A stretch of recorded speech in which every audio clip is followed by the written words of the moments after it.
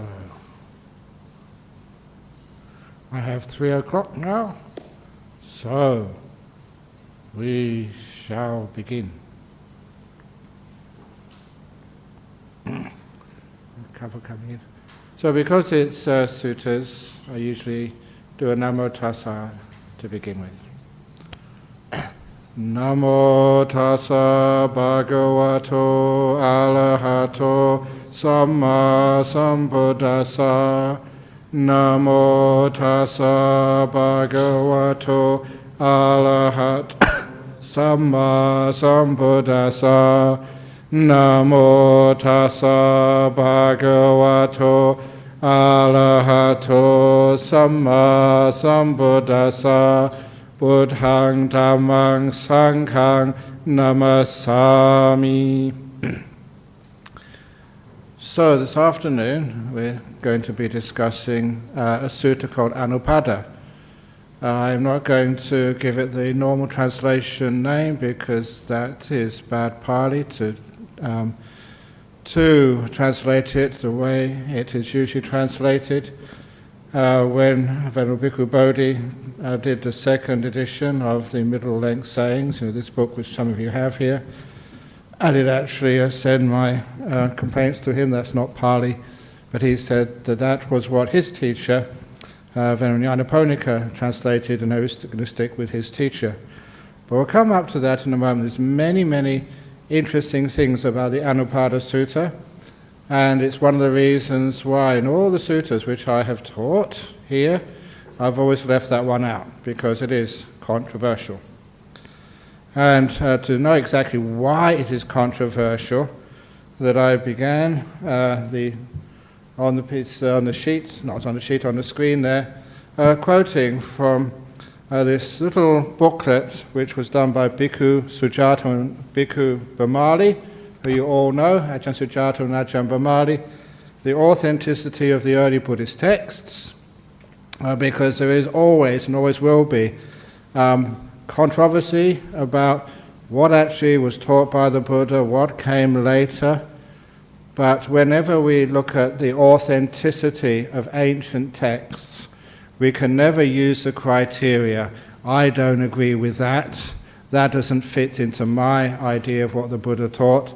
We have to use other criteria, more objective reasons, why we doubt some passages and why we agree with other passages. And of course, this is controversial stuff. And especially, just even recently, when I was replying to one gentleman in Sri Lanka about, say, the legitimacy of the Abhidhamma, whether that was taught by the Buddha. And of course, many people, they really raise their hackles, even to suggest that his Abhidhamma was actually late.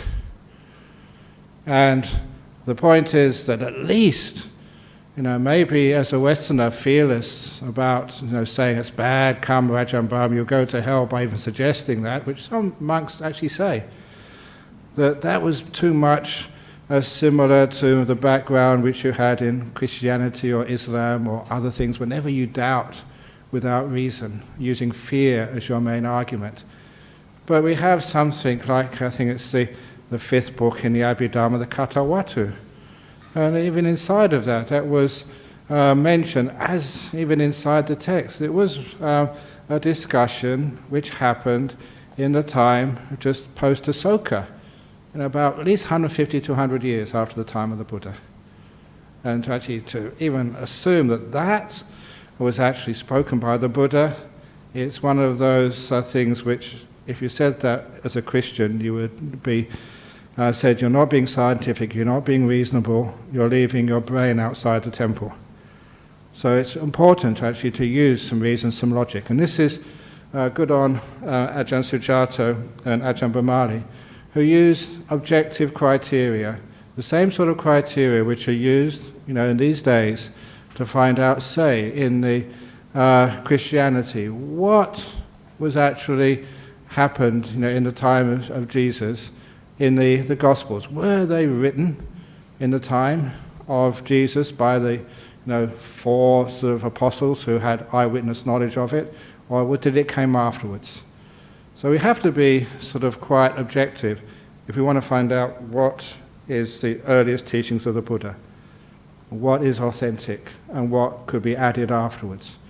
And not because you don't like them, those teachings, or you do like them, but because it's other criteria.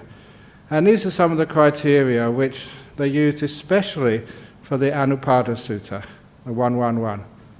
And if you can read it there, I'll just read it out, pages 104 to 105. There's only a limited edition of these, the actual book itself, but it is available online. It's called Creative Commons. Ajahn Sujato was really keen to make it as available as possible. So not in actually bookshops. You can't get this in a bookshop, but this was available online. Just Authenticity of Early Buddhist Text, Bhikkhu Sujato, Bhikkhu Bhamali. You can get it on there pretty easily. And if you can't, you can go and see Ajahn Bhamali, and he will sort of show you how to get into it. So this is part of this book, Authenticity of the Early Buddhist Texts. Later texts or passages typically reveal themselves in multiple different ways. These are the later ones, which indicates the ancient Buddhists were not interested in composing realistic fakes. He's saying they could have done better if they really wanted to hide it. In identifying later additions to the canon, it is usually possible to use multiple independent criteria. For example, in the case of Majjhima 111, the Anupada Sutta, the following 5 criteria are relevant. And first of all, there's no known parallels in non-Pali early Buddhist texts. And I think many of you will know from the history of the spread of Buddhism that these Buddhist texts were transmitted not just throughout India, but down to Sri Lanka, and most importantly, up into China. And there they became what's known as the Agamas. There's very authentic records of Chinese pilgrims going over to India and collecting texts and carrying them back, mostly on ships back into China, and spending the rest of their lives transliterating those texts into Chinese characters. It wasn't so much as translation, because every word has a different character. And so they can find out the character for Dhamma, find out the character for Buddha, and the character for enlightenment. And then you have those characters. It makes it much easier to actually translate it back again into Sanskrit or whatever other language you wish to translate it into. And so because of that in the Majjhima Nikaya, the middle-length sayings, I was going to ask Ajahn Brahmana this, but there's hardly any suttas, I think maybe 1 or 2, but this is the main one, which have no parallel at all in the Chinese Agama. It simply doesn't exist in there, which is very strange. It doesn't exist in the Chinese Agamas. Extravagant praise of Sariputta, not found elsewhere in the early Buddhist texts, and akin to the flowery and exaggerated languages of other Buddhist texts. You'll find that very often they will praise the Buddha, but they would very rarely praise any of the disciples. And in this text you will find out even the language of praising the Sariputta is much more common to what they have in other later traditions. And as I will point out when we go through this, textual duplication and redundancy. In some of the descriptions here, they repeat, just words twice, instead of actually, you don't do that in real speech. I just did it. Hope you were hearing that. It's, when it's written down, you don't have such duplication. That is an anomaly. And the Abhidhamma type vocabulary, not found elsewhere in the early Buddhist texts, and such as Anupada Wawatita, I'll mention that later on, and juxtaposition of different literary style. Specifically, one sutta style list of jhana factors connected with cha, and one Abhidhamma style list of factors without cha. This may not be really stand out for you, but those people who know Pali, cha means and. And so if you have, we have today Ajahn Brahm, cha, Ajahn Venerable Nibbutto, cha, we have John Treasure, cha, we have Dr. Mukta, cha, we have Nicole, cha. Cha just means what you put after every word, meaning and. But there's too many cha later on that people just didn't use that word anymore. They just put Ajahn Brahm, Nibbutto, John Treasure, Mukta, and Nicole, just at the end. Different styles of language, which shows what is earlier, what is later. And there's other reasons why that this is regarded by most people as a much later text, or rather a text which has other things which have been added into it, which you will soon find out. Any questions to begin with? Okay, so here we go. First of all, Anupada, step by step. Because straight away, the Anupada cannot mean in any sort of interpretation one by one as they occurred, or one by one as they arose. And you can see here just a little note. One by one as they arose. This is included, confusing Anupada with the compound Anu and Upada.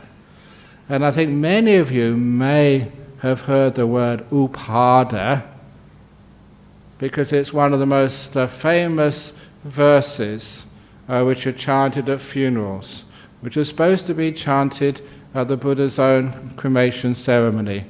Anicca vata sankhara, upada vayadamino, upajitava niruchanti, tesang upasamo sukho. The anicca vata, you don't know anicca. Anicca vata means alas, sankhara, or impermanent or all compounded things. Upada vayadamino, once they arise, they're the nature to pass away. Arising, upada. That's a different word, upada. So, it's not the word as they occurred. It means step by step. Any of you who want to go into the library and to look in the Pali Text Society dictionary or any other dictionary we have there, you'll see that it means just step by step, line by line. So, straight away, you change the title, and that word is used during the whole of the text, and you find it has a different connotation to this sutta.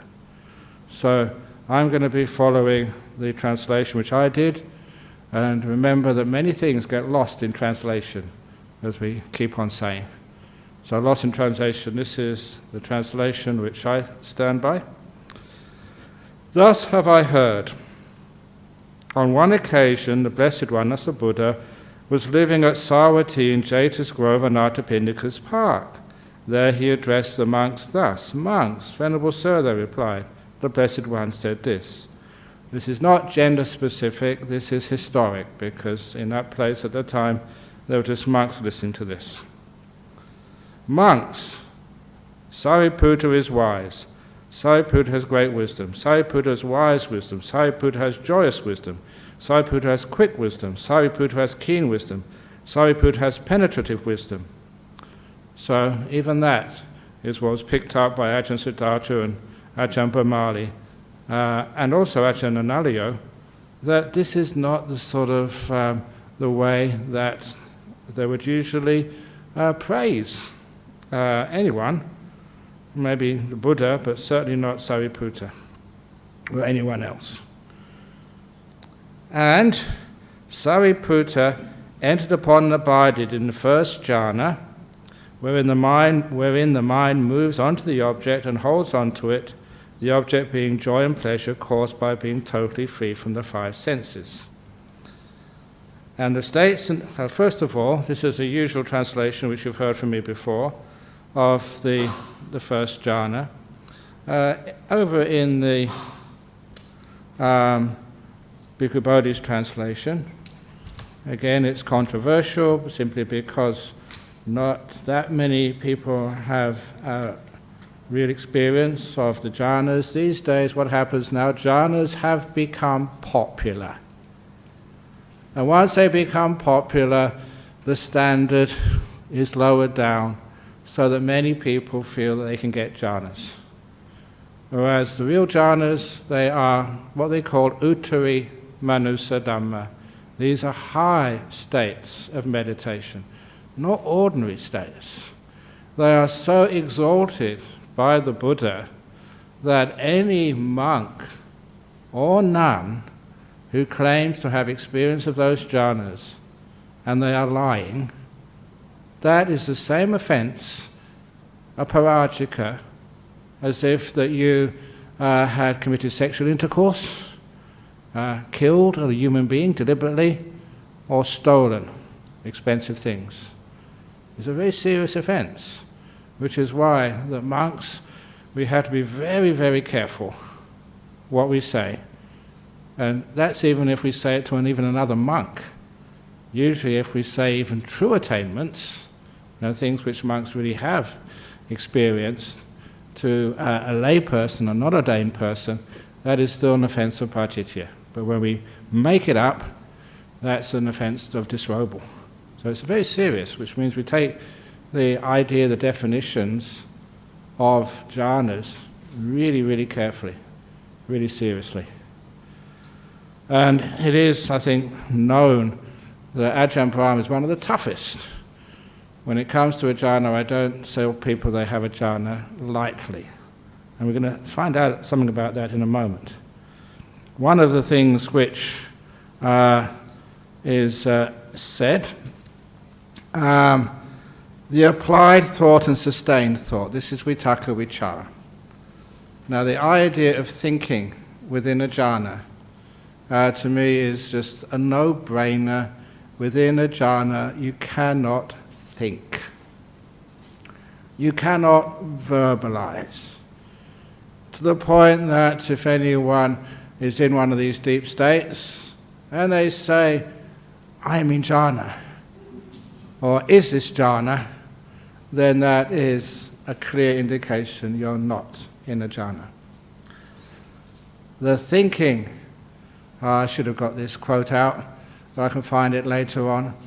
What the Buddha called thought, and how he considered thinking when he taught, was comparing it to a young man or a young woman dressed out, ready to go out for the night, and finding they have a garland of carcasses of dead dogs around their neck. And that's pretty gross. But in that simile, the nice, clean, well-dressed, coiffured, groomed person, that was like the mind. And the carcass of dead dogs was the thoughts. So it was pretty, fierce how the Buddha talked about thoughts. And so instead of thinking in the first jhana, instead of thinking, it's vitakka vichara is used in a different way, like words are used in different ways in contexts. When I've been teaching the word of the Buddha, I always make a point of saying, you should never translate words, you should translate sentences. And what's the usual one which I use? It was raining cats and dogs. That's a really silly translation when it's raining heavily. Cats, dogs do not fall from the sky. It means it's raining heavily. But it's just an idiom, a way of speaking. So, not to confuse people, always translate sentences. Words have different meanings in different contexts. So, here it would mean what I call a movement of the mind onto the object and holding the object. Why the mind is still moving in the first jhana is because it is not stable. Its stability has not finished yet. It's not totally stable. It's stable enough to be apart from the body and the five senses. Five senses stopped. Can't see, can't hear, smell, taste, touch. Those have been subdued. Five senses subdued, so the sixth sense, the mind, can manifest. And that as that mind manifests, as I think I was saying on yesterday in the meditation class, as the five senses disappear, the energy which usually gets wasted with the five senses, and especially with thinking, is not used up anymore. Because there's all this energy which isn't leaking out, and instead it goes into the mind. Your mind really brightens up. It's, what I keep on calling powerful mindfulness. Your mind is really boosted. So what you feel, because before the five senses disappear, what you feel is very, very strong.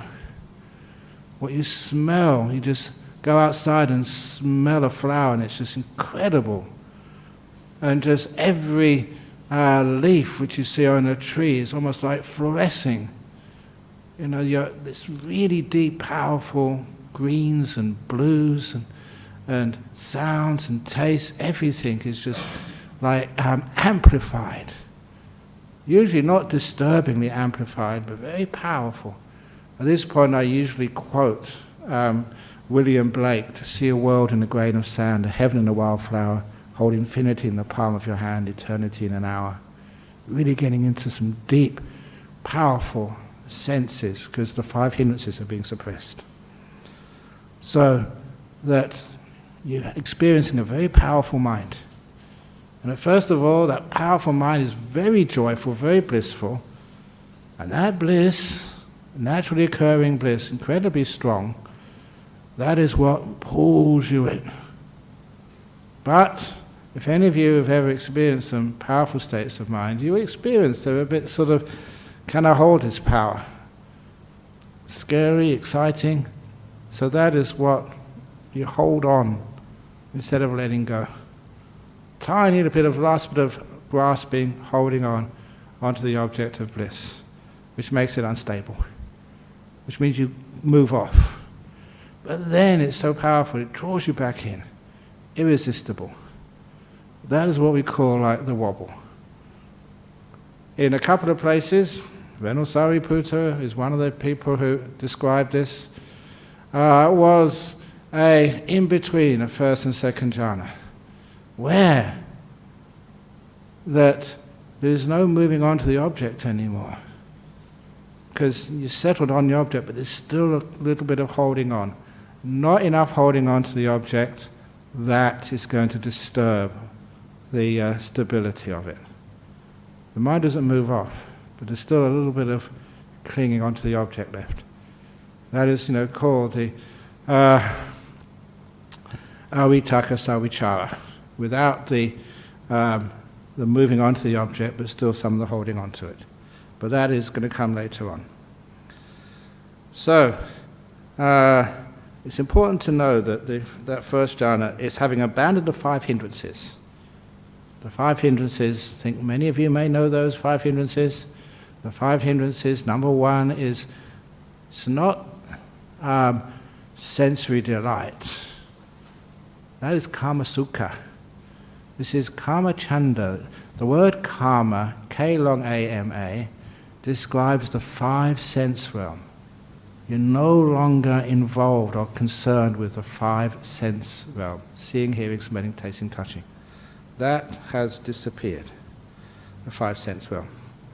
And that's kama chanda. Because of that, so there's no interest in the five sense realm. The five sense realm starts to disappear. So five hindrances, kama chanda is gone. Avyapada, ill will, obviously gone. No restlessness, the mind is not moving. And no sloth and torpor, no doubt. and free from unwholesome states, hindrances. Sariputta enter upon the body in the first jhana, wherein the mind moves on to the object and holds on to it, the object being joy and pleasure, caused by being totally free from the five senses. The five senses in the body are no longer active. That's like being free from a prison. The prison being the body. And here we come. I told this to a few people before. I can't be serious for an hour. This is heavy Dhamma. But the proof that the body is a prison is because it's made up of cells.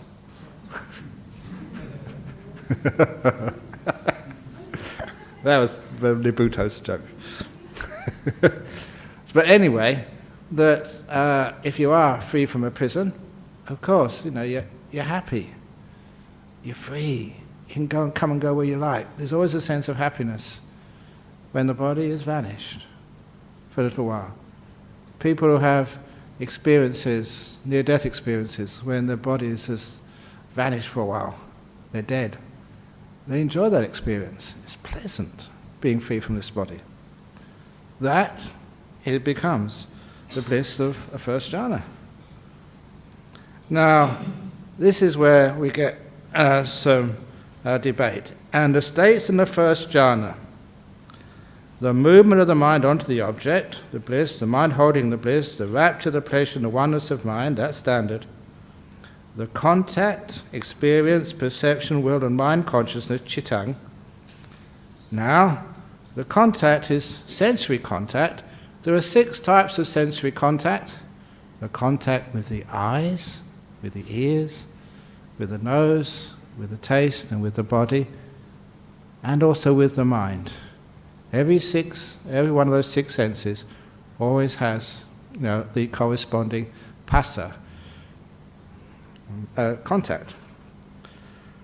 Experience, the Vedana, instead of like feeling, it's the 3 types of experience when you're going to classify them, pleasant, unpleasant, in between. But that's just a way of just classifying the experience. Just like you classify the fauna, the animal life, into the different categories of animal life. Whether it's the Homo sapiens or all these other species, but all it's just classifying what we call like life.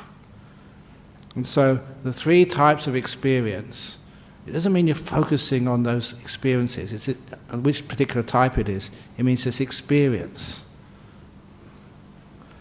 And the perception, the will, that's the sankhara, and mind consciousness. Not any of the other consciousnesses. There are 6 types of consciousness, right? The 6 types of passa, the 6 types of senses. Here it specifically says, just the what's there is chitta, the mind, not the other senses. All it says is just the mind, not any other sense bases. Which is a very sort of interesting argument to actually to say that even in these jhanas, there is none of the other senses happening. There is no sort of hearing, sight, smell, taste, or body touch consciousnesses. Only the citta, the 6th sense consciousness. Now the other ones, the approval, the chanda, here they'd call it usually zeal. And chanda doesn't mean zeal, it's a word which I got to know out of the Vinaya. Monasteries work in a democratic system, the oldest continuous democracy in our world. And so when a monastery has a decision to make, that we have to have a meeting, everybody concerned has to be present. If they can't be present for one reason or another, they send their chanda. It's like a proxy. It's like an approval. They say you can go ahead without me. So that gives you an idea of what this word chanda doesn't mean like desire. It means approval, I think, is perhaps the best word for it. And decision, adimoko. Now, what does that mean, decision? I told you this is a controversial one, but there was another series of party words. It's a bit of a party class because other people will be looking at this online and we'll be trying to dissect this. And with the decision, that is a word which I came across first of all in the 64 Mahamalunkyya Putta Sutta, where there's a group of 4 words always tend to come together. And that was again, pakandati, pasidati, santitati, vimuchati, or sometimes adimuchati, from where we get the word adimokkha from. And those 4 words, pakandati, meant when you actually get to a very beautiful state of mind, or you get to some peace, you get to something inspiring, the mind literally leaps onto it. It's the word which, like a deer, will actually leap around in a forest. But this is leaping on to that state of mind. And hopefully many of you have had those experiences in meditation. You can see where there's a beautiful, peaceful state, the mind leaps onto it. And pasidati, it gets this like confidence, joy in it. Santitati, it rests on it. It can stay there. And the last word is adimuchati. It's used only once. Vimuchati is used about 30 times in the same sequence. Vimuchati means it becomes free. And I mentioned that again to Bhikkhu Bodhi, but he sort of said, no, I follow Nyanamodi. And I think Nyanamodi was one of the first persons who did this, sorry, not Nyanaponika. And it was hard to agree with, simply because decision doesn't make any sense. What decision? But the freedom, vimuchati, being released, does make a lot of sense there. So, and the next, oh, get out of here. Okay, oh no. Oh boy, where am I going? Why? Marvelous. There you go. Thank you. Thank you. Tech support. This is not the one. Okay, this is good enough. I don't think this is... it's not the one on the stick. No, it's not the one on the stick. Need a stick. On the stick. Stick one, yeah. Any questions? Okay, we can go a bit further, because now you see why. That's right, yeah, in a few moments. Okay, and the states in the first jhana, the movement of the mind onto the object, this is still number 4. The mind holding the bliss, the rapture, the pleasure, the oneness of mind, the contact experience, weighting of perception with a mind consciousness, the approval, decision, I would say freedom, energy, mindfulness, equanimity, and the attention. These states were analyzed, vavatitta, by him, step by step. Known to him those states arose, known they were present, known they disappeared. He understood thus, so indeed these states not having been, come into being, having been, they vanished. Regarding those states, he abided unattracted, unrepelled, independent, detached, free, dissociated. Now the Samyutta Nikaya, when things come together, this is the opposite, with Samyutta. With a mind unrestricted, he understood there is an escape beyond, and with the cultivation of that, he confirmed that there is. The escape beyond is something a bit further, away past this.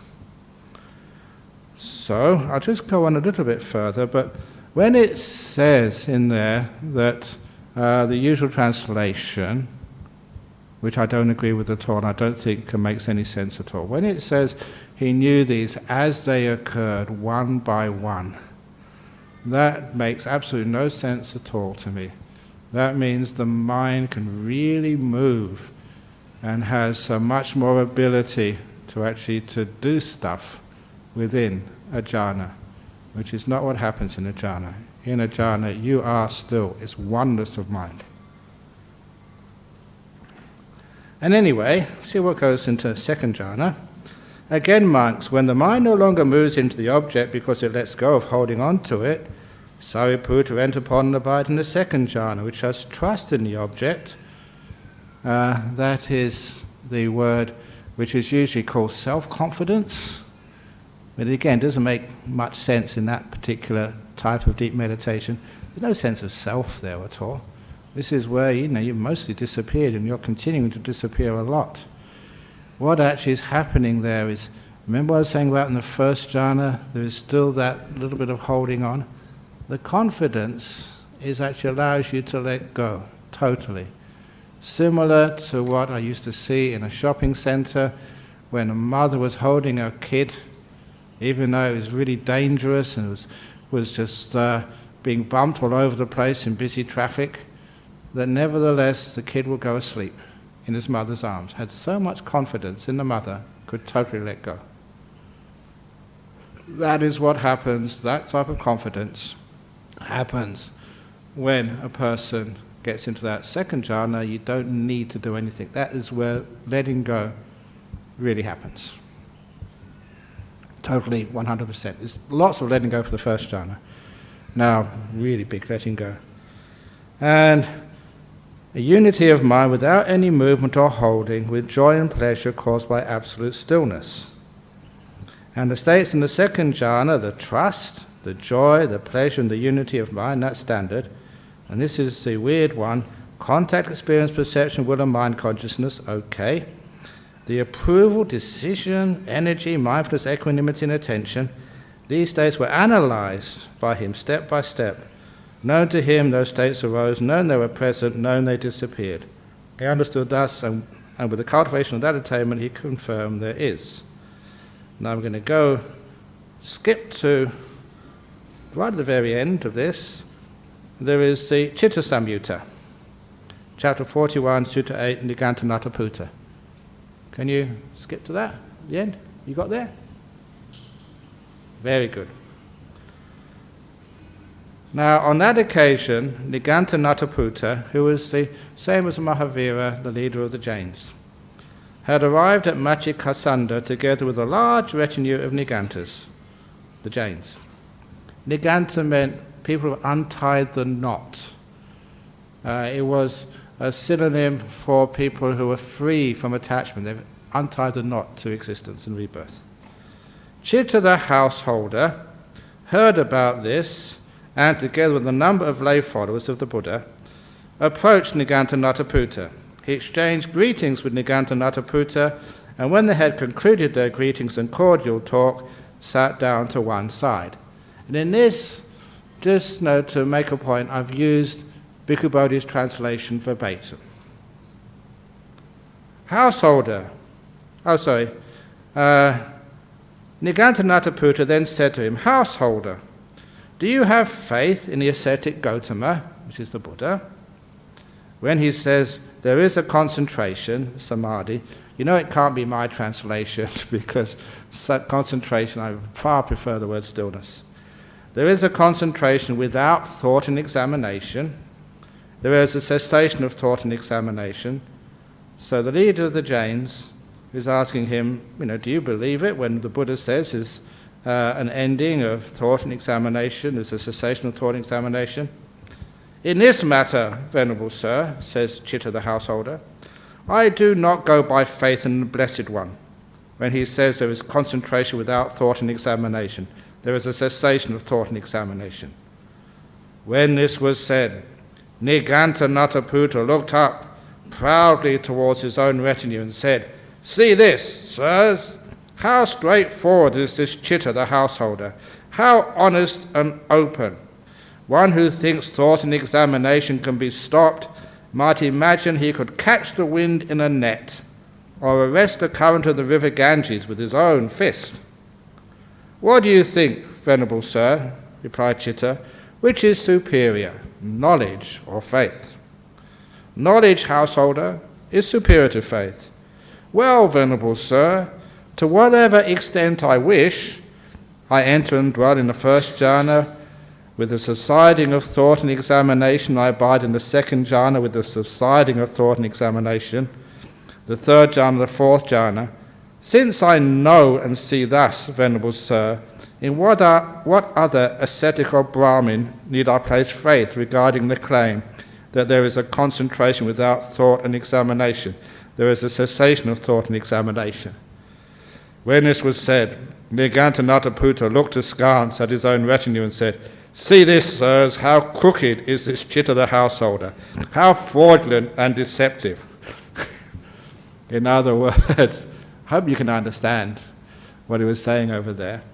That he was saying, I don't believe that, I know it.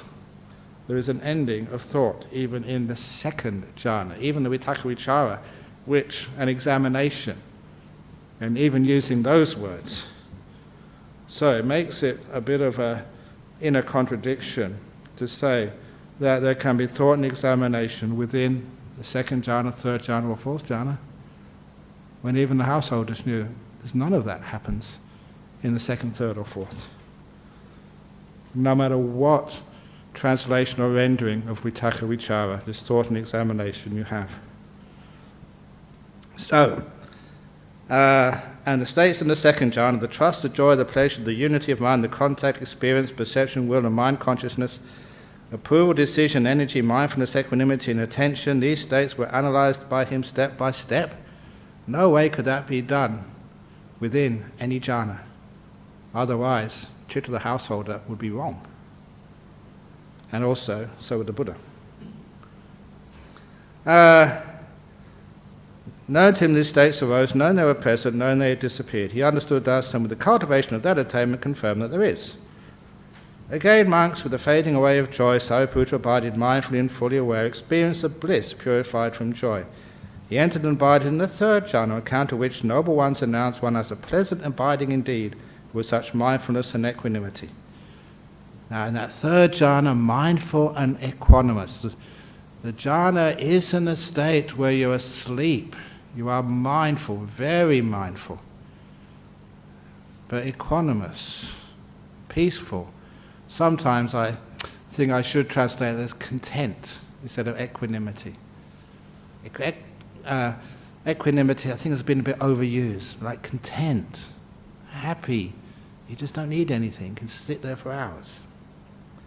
And the states in the third jhana, the equanimity, the pleasure, the mindfulness, the full awareness and unity of mind, that's standard, the contact, experience, perception, will, and mind consciousness, the approval, decision, energy, mindfulness, equanimity, and attention. Hey, hang on. Why have they got mindfulness and equanimity twice there?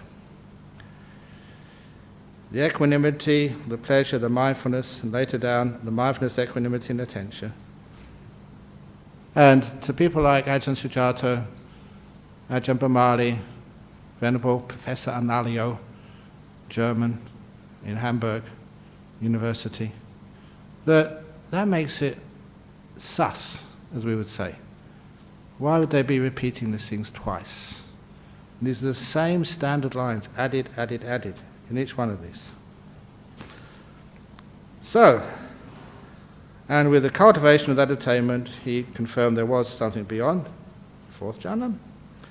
And again, with the abandoning of pleasure and pain, all Vedana from the, having abandoned pleasure and pain, all Vedana from the five senses, the disappearance of joy and unhappiness, all Vedana from the sixth sense, except for equanimity, Sariputta entered upon and abide in the fourth jhana, which has only neutral mental Vedana, mental experience, remaining just pure mindfulness with equanimity. Idiom of Pali. Hey, hang on, does that mean to go from the third jhana to the fourth jhana, that what you have to do now is abandon all of the experiences from the five senses, any happiness, unhappiness, or neutral feelings from the five senses? Wasn't that done a long time ago? Of course it was. Those things, many of those things were abandoned when you got into the first jhana. It's almost summing up, because the fourth jhana is a culmination of serenity, of freedom from the five senses, of stillness. And So Sariputta entered upon abide in the fourth jhana, which has only neutral mental Vedana remaining, just pure mindfulness with equanimity. And you mentioned that pure, it's a parisuddha, the acme, the apex of mindfulness, the most pure mindfulness you can ever have in the fourth jhana. That's why it's called the purity of mindfulness. Really still, really aware. And because all the other things which stop you being aware, the five senses, and all the pleasure, pain in between of the five senses, and also the pleasure and the pain of the mind, that has all vanished, really still. But, according to what I say and other people say has been added onto this sutta,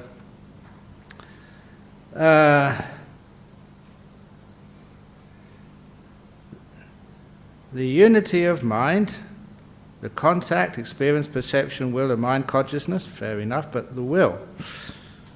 Where there's a will, there is agitation. The approval, decision, energy, mindfulness, equanimity, and attention, okay. These states were analysed by him step by step. Known to him those states arose, known they were present, known they disappeared. He understood thus, and with the cultivation of that attainment he confirmed there is. So the idea of analysing these things within even a fourth jhana, there's no equanimity, there's no contentment, there's no real peace when you do analysis.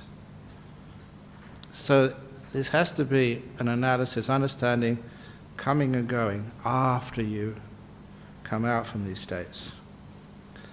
And now, just to make it more interesting for those of you who like to have your minds bent with things which are really hard to understand but which are real.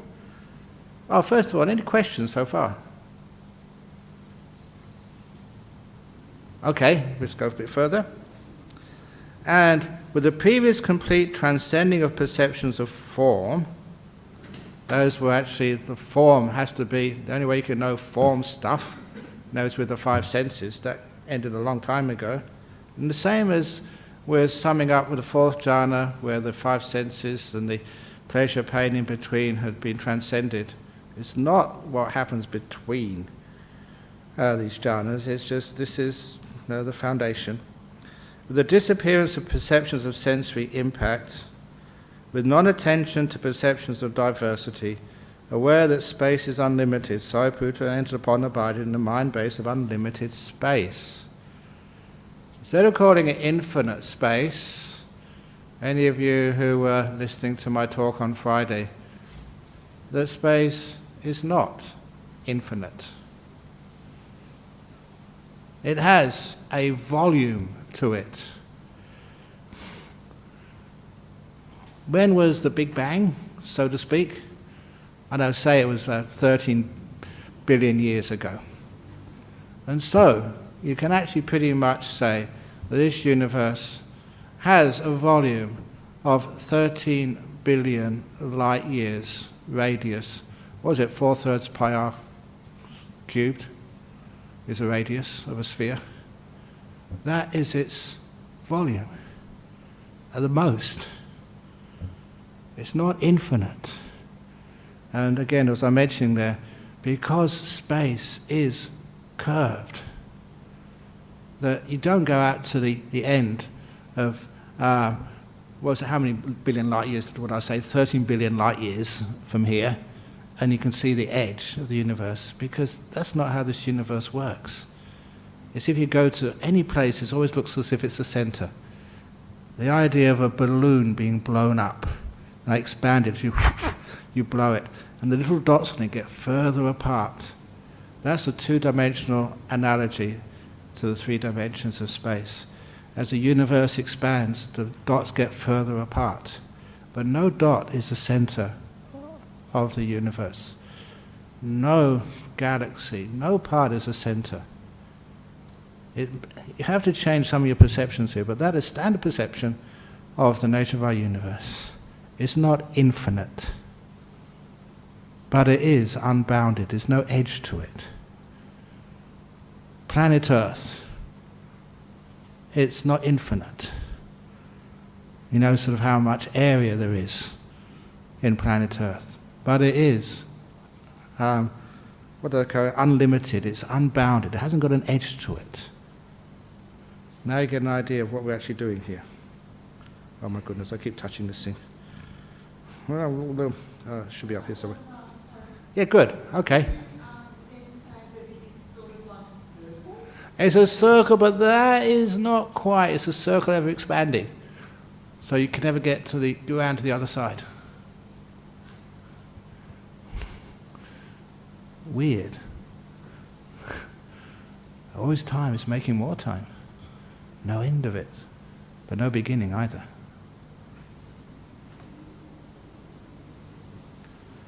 So sometimes we think philosophy should be easy. But all it really means is a limited perception. Our framework needs to be changed, expanded, to be able to understand some of these things. I'm trying to make it as easy as possible. And anyway, what was I getting to? Number 7, 8, whatever. Oh, unlimited space. Okay.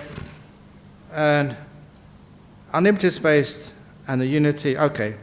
And the states in the mind base of unlimited space, the perception of the mind base of unlimited space, the unity of mind, the contact, the experience, perception, will, and mind consciousness, the approval, decision, energy, mindfulness, equanimity, and attention. These states were analyzed by him step by step. Known to him those states arose, known they were present, known they disappeared. He understood thus, and with the cultivation of that attainment, he confirmed there was. To have such refined states, and to have any activity in there, becomes even more sort of unlikely to the point that it's impossible. Now, again, what this means, to put it in language, I hope you can understand. Is it working? Uh-oh. Have we been hacked? Oh, it's going, again, good. The one way of understanding this, what's actually happening here, is when any of your senses, or the 6 senses, become still, close your eyes. I'm not seeing anything. And after a while, my sense of sight is still. This object, which is the inside of my eyelids, doesn't move. After a little while, it turns off. Stillness, you can open your eyes now.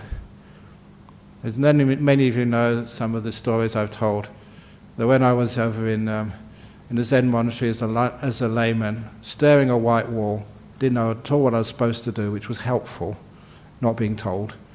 Staring at a white wall, and then the wall vanished. It just went out of existence. There was not a hole there was nothing there. It was weird. And all it really was teaching me a very good lesson. If your mind is still, reasonably still, not thinking, you're just watching and not afraid, after a while, things disappear. The default state. These days, you compare it, you're not pressing this, the screen will go blank. Default state, things turn off when they're not active. So, in meditation, you're keeping still physically, comfortably, body's disappearing, this is closed, reasonably quiet place, so you're not sort of having noise and bells and people revving up their motorbikes. So this ambient noise means you don't hear anything after a while. The body is comfortable, that disappears. Even the saliva in your throat, which now you may notice, after a while, because nothing happens, it disappears. You can't feel anything, you can't smell, you can't taste, you can't touch. The 5 senses shut down. Now the mind is beginning to shut down. Now the mind objects are still. The purity of mindfulness and equanimity, stillness, contentment, which means once your mind, like every the other senses, is still, now that object starts to disappear. Your mind turns off, just like when looking at a blank wall, my eyes turned off, even though they were fully open. The wall disappeared. The objects of the mind now vanish. And that's the arupa states. The unlimited space, sign that your objects of the mind are vanishing. Completely surmounting the mind base of unlimited space, aware that consciousness is unlimited, so put went upon abided in the mind base of unlimited consciousness. Unbounded, just, it's disappearing. Reason why I say it's disappearing. Any of you who've really got into the present moment awareness, something which I think you can get your head around, because ever since Eckhart Tolle's book, The Power of Now, many more people actually can appreciate what now means, and especially in your meditation. And even getting into any type of present moment awareness, you'll find it's like unlimited time, unbounded time. In other words, in that state, time doesn't exist, it's beginning to disappear. You have all the time in the world when you're in the present moment. It's unlimited. But it also disappears at the same time. The old mathematical idea of just infinity and zero being so close together, because it means there can be no more measurement. When you don't measure things, they start to vanish. So space, time, space and consciousness are now vanishing. Unlimited, unmeasured, unbounded, infinite if you wish, but it means they're going, disappearing. This is what the arupa states are actually happening, is that your mind is turning off. Your last of your six senses, or rather I shouldn't say your six senses, the last of the six senses which you identify with as being who you are. And completely surmounting the mind base of unlimited consciousness, aware that there is nothing. So to enter upon abide in the mind base of nothingness. Remember the beautiful teaching of Ajahn Chah to me? And when Ajahn Chah said, "Dhammarati, why?" I said, "I don't know." So he was kind enough to tell me the answer. There's nothing. There's nothing. And I always remember that when he said there's nothing. And the states in the mind base of nothingness, the perception of the mind base of nothingness, and the unity of mind, the contact, experience, perception, will, and the mind consciousness, the approval, decision, energy, mindfulness, equanimity, and attention, I thought there was nothing there. And there's all these things. So that's a bit dodgy.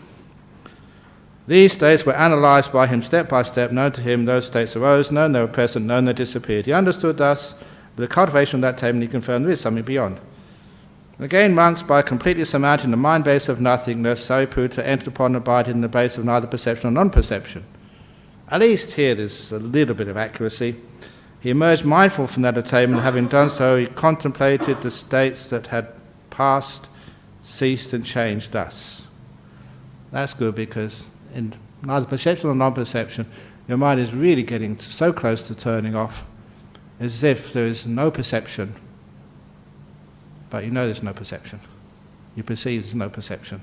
It may sound like a Zen koan, but it's just like the mind is almost gone.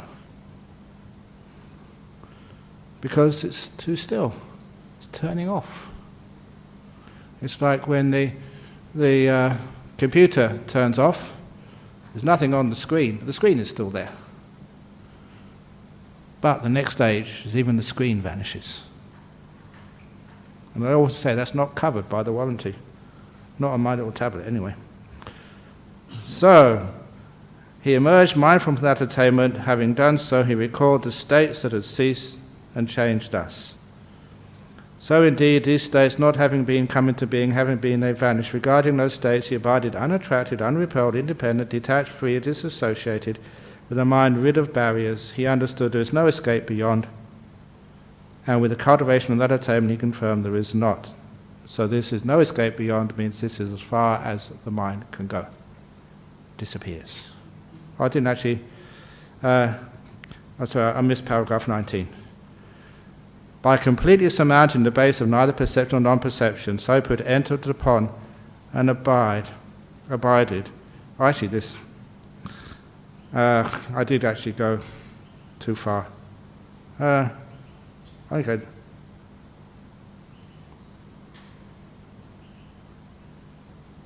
okay, so I went too far there, I missed a couple of paragraphs. So I go back to paragraph 17, just so I can be precise and full. Again, monks, by completely surmounting the mind base of nothingness, Sariputta entered upon and abided in the base of neither perception nor non-perception. He emerged mind from that attainment, having done so, he contemplated the states that had passed, ceased, and changed. So indeed, these states, not having been come into being, they vanished. Regarding those states, he abided unattracted, unrepelled, independent, detached, free, dissociated, with the mind rid of barriers, and he understood there is an escape beyond neither perception nor non-perception, and with the cultivation of that attainment, he confirmed there is. And again, monks, by completely surmounting the base of neither perception nor non-perception, Sariputta entered upon and abided in the cessation of perception and experience. And his outflowings, they call them sometimes the taints, the asaras, were destroyed by his seeing with wisdom. So, completely surmounted and entered upon the state of cessation of perception and all experience. You can't have experience without perception. Perception and experience have to go together. So here your mind is turning off. It's turned off. So emerged mind from that attainment, having done so, recalled the states that had passed, ceased, and changed us. So indeed these states, not having been, come into being. Having been, they vanish. Even the mind consciousness, the will, experience, everything ceased. With the mind rid about understood, there is no escape beyond the cessation of the mind. There's nothing left to escape from. And with the cultivation of that attainment, he confirmed there is not. And that's when he became arahat. Rightly speaking, were it to be said of anyone, he has attained mastery in perfection in noble virtue, attained mastery in perfection in noble stillness, attained mastery in perfection in noble wisdom, attained mastery in perfection in noble deliverance, it is a Sariputta indeed, that rightly speaking, this should be said. Monks, rightly speaking, were to be said of anyone, he is the son of the Blessed One, born of the breast, born of the mouth, born of the Dhamma. And that, if you know the Brahmin claim, in the time of the Buddha, they said they were born of the mouth. Was it the mouth or the heart of the Brahma? It was the mouth. Yeah, the mouth. Real sons, born of the breast, born of the mouth, born of Brahma. That's what they claim to being a Brahmin. So this was Brahmin speak. But instead of the Brahma, the God, this was talking about the Dhamma. Created by the Dhamma, and heir to Dhamma, not an heir in material things. It was Sariputta indeed that rightly should be said. Monks, the matchless wheel of Dhamma set rolling by the Tathagata is kept rolling rightly by Sariputta. And sometimes you wonder, but Sariputta died before the Buddha passed away. Anyway, so that is the Anupada Sutta, not one by one as they occurred, because you cannot know these states as they occur. The mind is too still. You know them after you emerge. And there's a couple of other problems with this sutta. Namely, where is he? Is good old Peter Bickerton? Is he here? No, he's not here. Okay, but even he is smart enough to say, hang on a bit, that if somebody has gone through the arupa states, they are actually not. Where is it?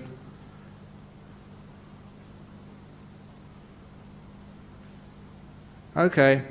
Again, monks by completely surmounting, this is paragraph 19, Sariputta, his outflowings were destroyed by his seeing with wisdom.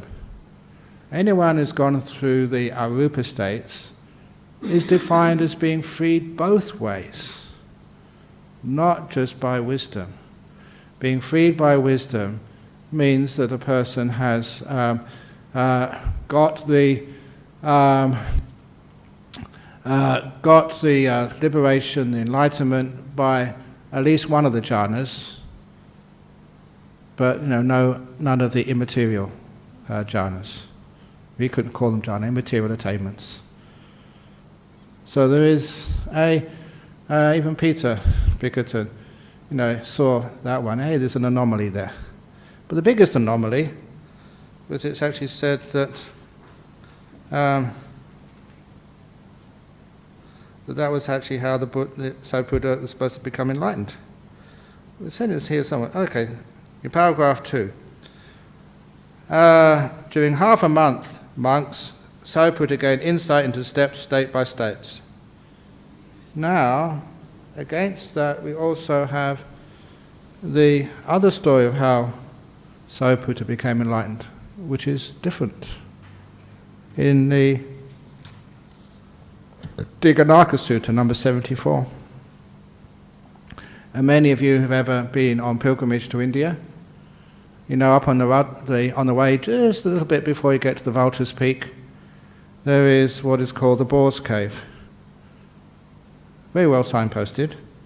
And there, the Dighanaka Sutta was happened, number 74 of the Majjhima Nikaya.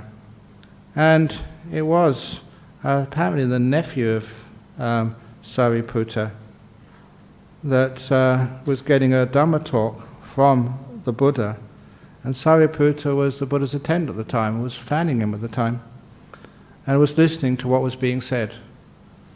And on that occasion, the Venerable Sariputta was standing behind the Blessed One, fanning him. Then he thought, the Blessed One indeed speaks of the abandoning of these things through direct knowledge. The Sublime One indeed speaks of relinquishing of these things through direct knowledge. And as the Venerable Sariputta considered thus, through not clinging, his mind was liberated from the taints. So this is another story of the Sariputta's enlightenment, which was different. It's hard to reconcile with the 2 weeks of getting these wisdom through the jhanas and the arupa states. So that was one of the reasons why that I haven't mentioned this sutta before. It has a lot of difficulties with it. And again, you go back to the authenticity of the early Buddhist texts, Ajahn Sujato, Brahmali, and also Analayo. There's no known parallels in the non-Pali Buddhist early texts where there's all the Majjhima Nikaya. There's, I think, nearly all of the other ones. Is it all the other ones? I think just about all the other ones, but this one just doesn't exist in any Chinese version. Just this one. In Craving praise of Sariputta, even this one, the Dighanaka, when it says he got enlightened, he didn't actually praise him. He just, like usual praise, but nothing more. And duplication, redundancy of using equanimity and mindfulness twice. And some of the vocabulary, the words, which you don't find anywhere else in the suttas, only in the Abhidhamma, are actually in here. And there's also some of the stuff which is there doesn't really make sense. It's not consistent, even Sariputta's enlightenment. So, you can make of that what you want, but it has a few problems to it. Yes? Where it came from, if you look at the history of the Buddhism and how it developed, the ways of becoming enlightened, even in those days, the history shows that the standards for enlightenment itself, being an arahat, started going down, down, down.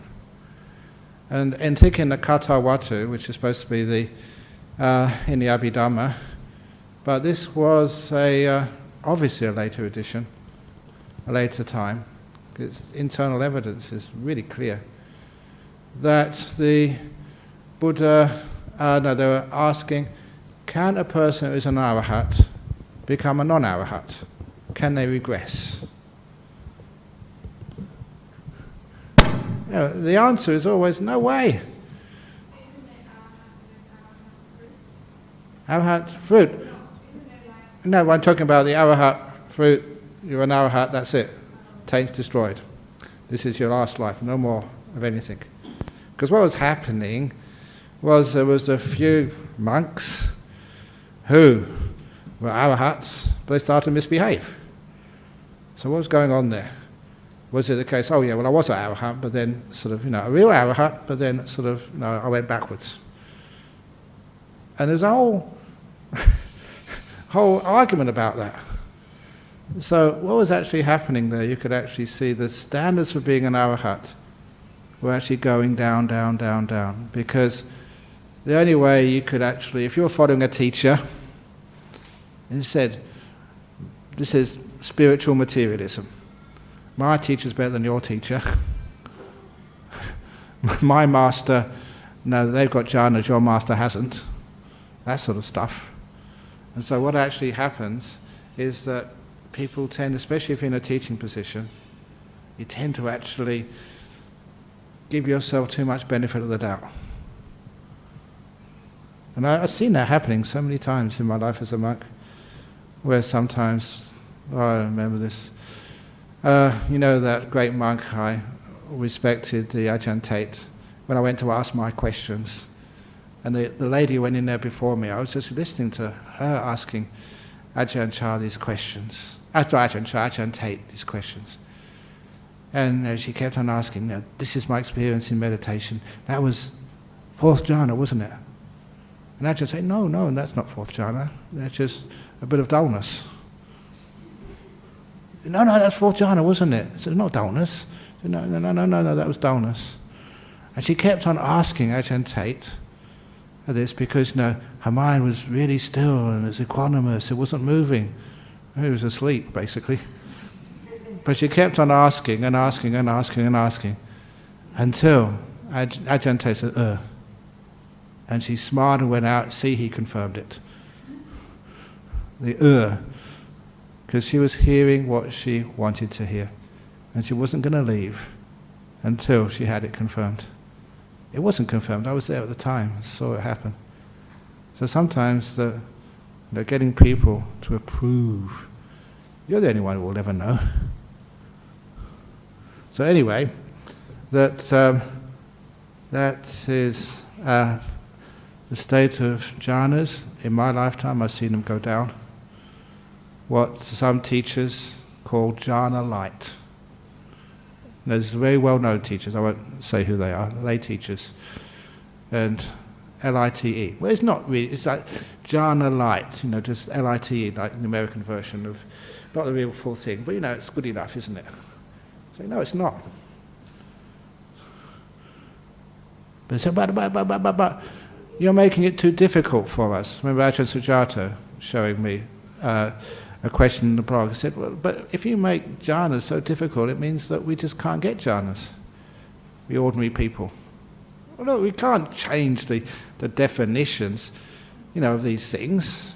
What is the temperature of boiling water?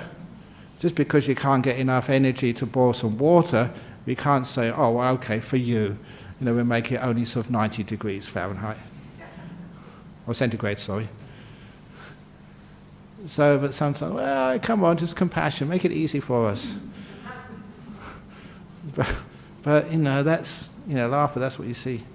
And so, some of these things over here were trying to make it so that during the jhanas, you could have mental activity.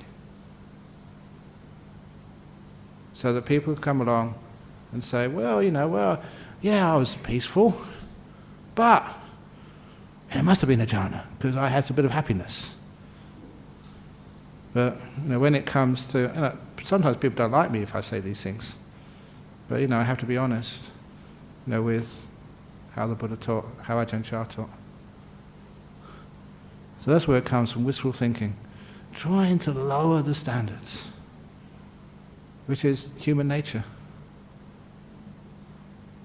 And then actually you get a very famous teacher, because all my disciples, they get jhanas, fourth jhanas, they get sort of immaterial states, they get enlightened. If you are enlightened, then there's consequences. No fear, no anger. That's why I remember the story when I thought I was enlightened. I really thought I was, until the monk I was staying with put the rotten fish curry together with the pork curry, mixed them all together. I was, oh God, I'm not enlightened after all. I got upset and angry. Or the other one in the Chinese tradition about the monk staying in the island. And then he was enlightened, so he wanted to tell his teacher that he was enlightened. How could he say anything to them? So he got they did some calligraphy. The calligraphy, absolutely perfect calligraphy, because he meditated very deeply, really still. And when he came out of meditation, he wrote the poem in 4 lines. The diligent monk alone for, how many years was it? 3 years? 7 years, I think. The diligent monk alone for 7 years is no longer moved by the 4 worldly winds. And the 4 worldly means nothing actually just bothers you anymore. And so he wrote that in perfect calligraphy, rolled it up in a scroll and sent it to his master. And a week later the master sent back his reply. And the reply was the same scroll. And through the first line, the diligent monk, he'd written in red pen, fart. And the second line, red pen, fart in capital letters. The third line, fart, 2 exclamation marks underlined, well, something like that. Anyway, the fourth one, really big fart, F-A-R-T, exclamation mark, underlined 3 times. And that monk was livid. You can't do this to a scroll which has just been composed by a living, enlightened being. And so he was just so upset. He he was actually in an island. He got the attendant to row him back to the abbot's office, stormed into the abbot's office, threw it down on the table and said, "You can't say this. This is a piece of history. This should be in a museum. You can't destroy this beautiful historic calligraphy written by a newly minted arahat."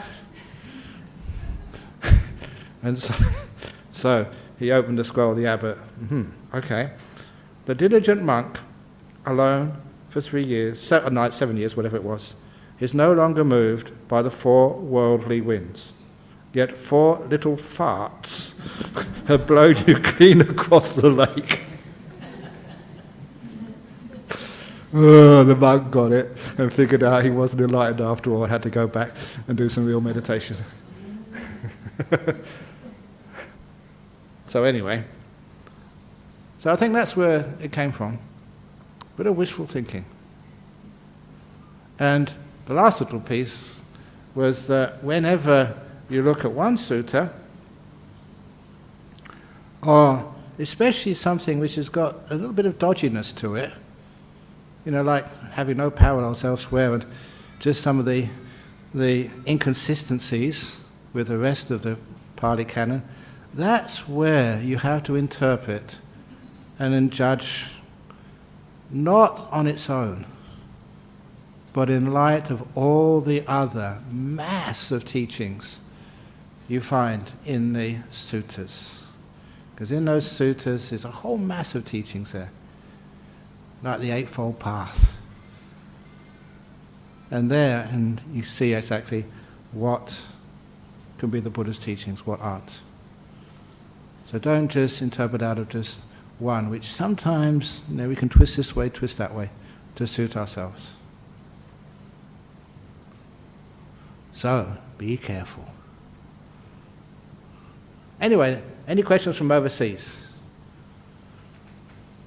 See if I've stirred up a hornet's nest.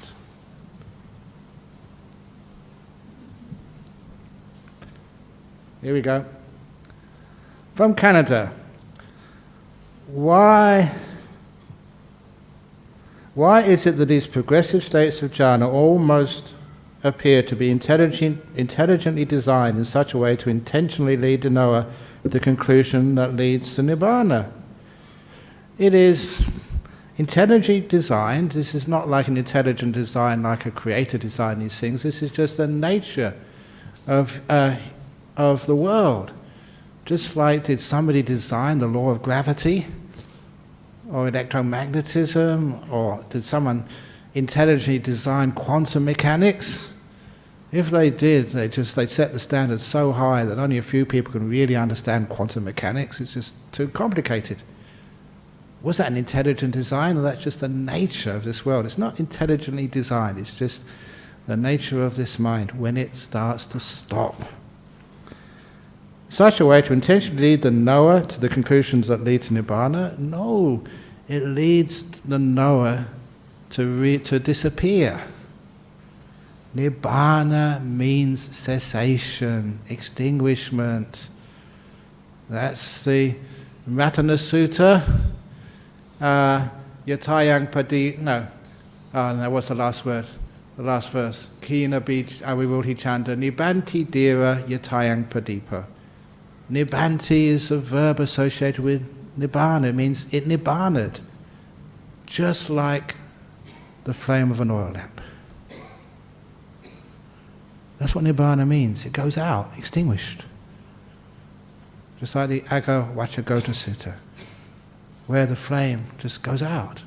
Where does it go to? Said Vachagota. What do you mean, where does it go to?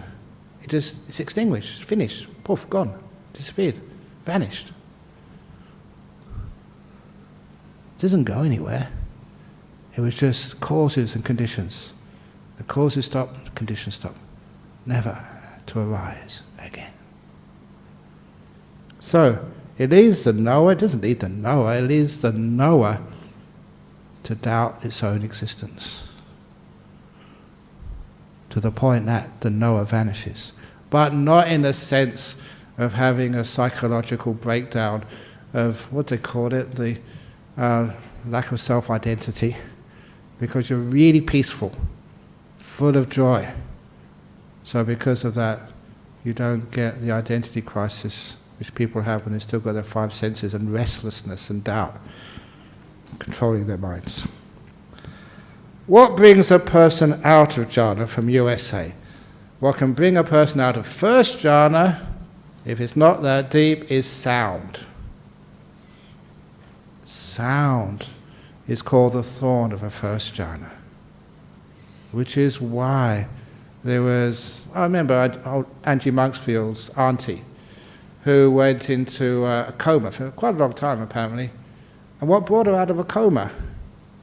You know, she was deep inside, but you know, she's not cognizant of the body or sound or anything. And because she actually came out of this and she gave lectures, which I used to listen to, that it was, she said it was the sound of a temple bell. Just brought her out of that deep state.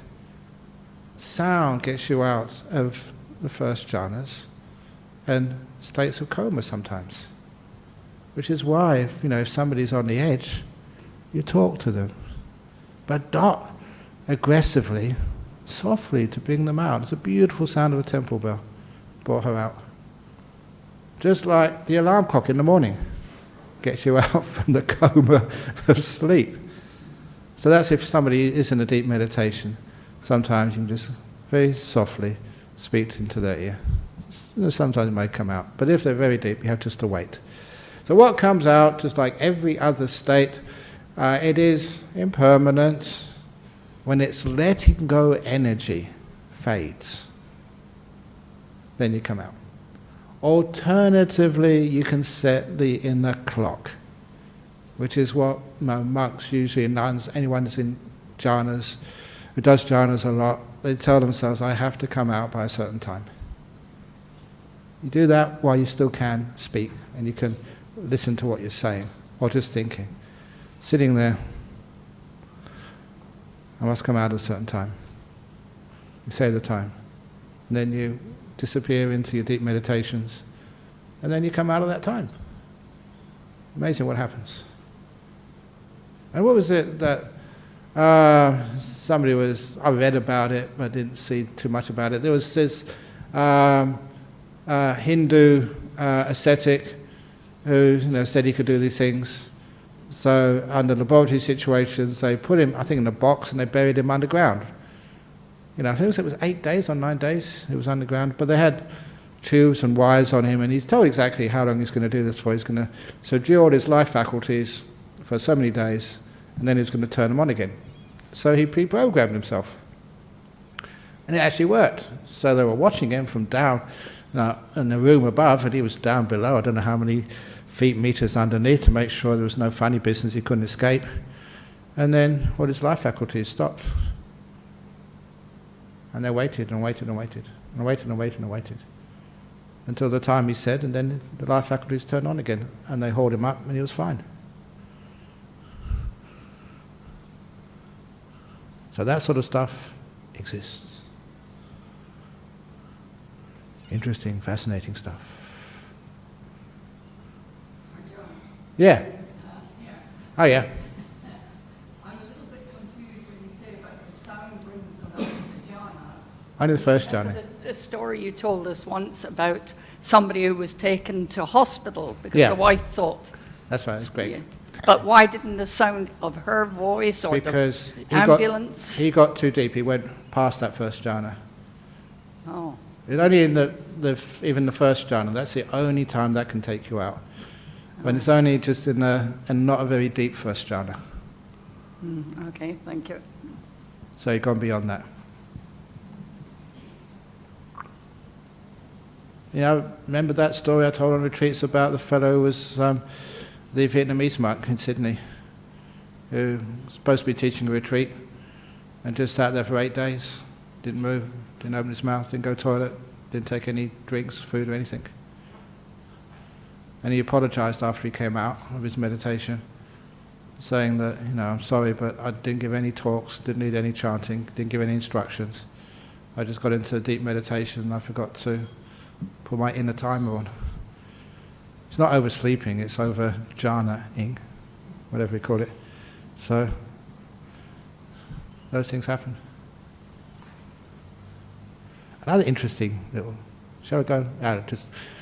This was one of the, if he's hearing this, he promised to send me the video of this, but he had one of his disciples, supposed to be a follower of mine, and he saw me in the hotel room in Colombo, when it was on the last time I was in Sri Lanka for the conference, the World Buddhist Summit Conference. And he said that one of his followers really gets into deep meditation, into the jhanas easily. And the fellow himself, he was a doctor. I think he worked in some of the military hospitals. And so, when his friend he was in deep meditation, he decided to test him out, doctor. He actually disinfected his arm, got out a scalpel, and tried to make an incision in his arm. And he couldn't cut him. The scalpel wouldn't cut. And so, it was really fascinating. He was videoing it, and then just, it wouldn't go through. And then, he asked him the next time, he said, look, it's okay if I do this experiment, have your permission this time, to see if I can, see if you feel any pain, see what happens if I just make an incision when you're in a deep meditation. And so, this time, he went in deep meditation, and he did a little swab on his arm, and he did the incision, and actually it did cut him. And then he was no pain at all, his body sense had totally gone. And then he sewed him up again, disinfected, put on the bandage, whatever it was, and then he came out of meditation afterwards. Now, don't try that on someone who's meditating. He did it only with permission, because I always remember that fellow Edgar Casey, who used to get into a trance, and that there's so many people who are dubious that they decided they had to test him out. So what they did, with his permission, they actually put slivers of wood between his fingernails, because that's such a painful thing that you'd think that if he was just faking it, he would just scream or come out of his trance. But he was still in his trance. He wasn't moving at all, and he didn't mind doing that once, because to prove that it was his real thing. But then these doctors, who investigated him, they said, "Oh, it's real. Well done." And they told their friends over in New York and said, "No, it can't be true." So they wanted to do their own experiments.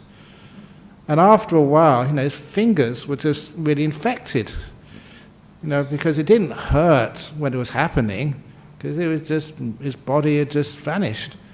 But it sure hurt when he came out. And why was it that everybody had to prove it for themselves? It can't be true. Therefore, everyone wants to prove it again. So that's why I'm just wondering, okay, once is enough, take a video, but that was just doctored, fake news. I want to do it again in my surgery. And that poor fellow will have scars all over himself. Anyway, fascinating stuff. So what brings a person out of jhana is either just literally the karma of it, the amount of letting go energy which you went in, then when that's used up, you come out again. Or, and it's nothing to do with your will when you're in there, which is one of the reasons you have to put the timer on when you're in there, before you're in there, sorry. Otherwise, you'll be in there for 8 days or even longer. Otherwise, it's such still, beautiful states. And someone said, why would you want to come out of the jhanas? And number one, if you did have any will, you say, oh no, I'm staying here, it's too much joy, too much fun. But the point is, your will has stopped. Still. Fascinating, interesting stuff. I hope, anyway. You got a question? Oh, just something interesting. We had a visitor from the Tibetan. Okay, visitor from the Tibetan tradition, yes. And she did some. Thank you. She did some healing meditation here. Oh yeah. Anyway, she was saying that her grandfather, when he finished his work, he spent all his time meditating. Oh yeah. And he was meditating, and he never came out. He just died after many days. Yeah. Okay. Just thought it might be interesting. Yeah. How old was he? Oh, she didn't say. No. Okay. I suppose that's okay if he just wanted to disappear. But are you sure he was dead?